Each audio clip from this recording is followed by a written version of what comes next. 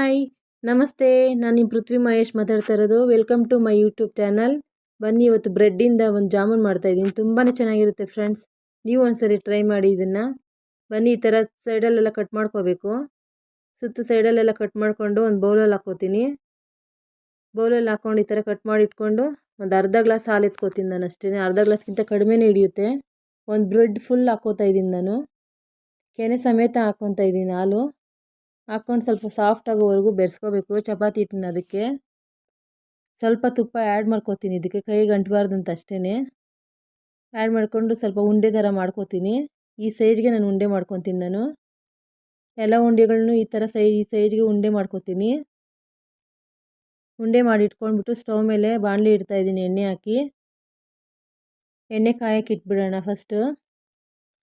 ನೆಕ್ಸ್ಟಿಗೆ ಒಂದೊಂದೇ ಉಂಡೆಗೆ ಈ ಥರ ಹಾಕ್ಕೊಳ್ಳೋಣ. ಗೋಲ್ಡನ್ ಬ್ರೌನಿಷ್ ಬರೋವರೆಗೂ ಹುರ್ಕೋಬೇಕು. ಇದನ್ನು ಚೆನ್ನಾಗಿ ಕರ್ಕೊಂಡು ನೆಕ್ಸ್ಟ್ ಈ ಥರ ಬರುತ್ತೆ. ಈ ಕಲರ್ ಬರೋವರೆಗೂ ಹುರ್ಕೊಬೇಕು. ನೆಕ್ಸ್ಟ್ಗೆ ಒಂದು ಬಾಣಲಿಲಿ ಒಂದು ಅರ್ಧ ಲೀಟ್ರ್ ನೀರು ಹಾಕ್ಕೊತಾ ಇದ್ದೀನಿ. ಒಂದು 1/4 kg ಸಕ್ಕರೆ ಹಾಕ್ಕೊತೀನಿ ನಾನು. ಇದಕ್ಕೆ ಒಂದು ಸ್ವಲ್ಪ ಫುಡ್ ಕಲರ್ ಹಾಕ್ಕೊತಾ ಇದ್ದೀನಿ. ಎಲ್ಲೋ ಕಲರ್ ಮಿಕ್ಸ್ ಮಾಡಿಕೊಂಡು ಸ್ಪೂನಲ್ಲಿ ಕಲಿಸ್ಕೋಬೇಕು. ಇದನ್ನು ಒಂದು ಕುದಿ ಬಂದು ಸ್ವಲ್ಪ ಗಟ್ಟಿಯಾಗಬೇಕು ಅಷ್ಟೇ. ಜಾಸ್ತಿ ಪಾಕ ಬರಬೇಕಾಗಿದ್ದೇನಿಲ್ಲ. ಪಾಕ ಮಾಡಿಕೊಂಡು ಈ ಥರ ಜಾಮೂನ್ ಮೇಲೆ ಹಾಕ್ಕೊಬೇಕು.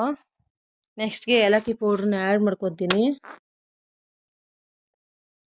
ನೆಕ್ಸ್ಟು ಬಾದಾಮಿ ಬೀಜನ ಕಟ್ ಮಾಡಿ ಇಟ್ಕೊಂಡಿದ್ದೀನಿ, ಅದನ್ನು ಸ್ವಲ್ಪ ಆ್ಯಡ್ ಮಾಡ್ತೀನಿ. ತುಂಬಾ ಚೆನ್ನಾಗಿರುತ್ತೆ ಫ್ರೆಂಡ್ಸ್. ಒಂದ್ಸರಿ ಟ್ರೈ ಮಾಡಿ. ಯಾರೆಲ್ಲ ನಮ್ಮ ಚಾನಲ್ನ ಸಬ್ಸ್ಕ್ರೈಬ್ ಮಾಡ್ಕೊಳ್ದೆ ನೋಡ್ತಾ ಇದ್ದಾರೆ, ಎಲ್ಲರೂ ನಮ್ಮ ಚಾನಲ್ನ ಸಬ್ಸ್ಕ್ರೈಬ್ ಮಾಡ್ಕೊಳ್ಳಿ. Thank you.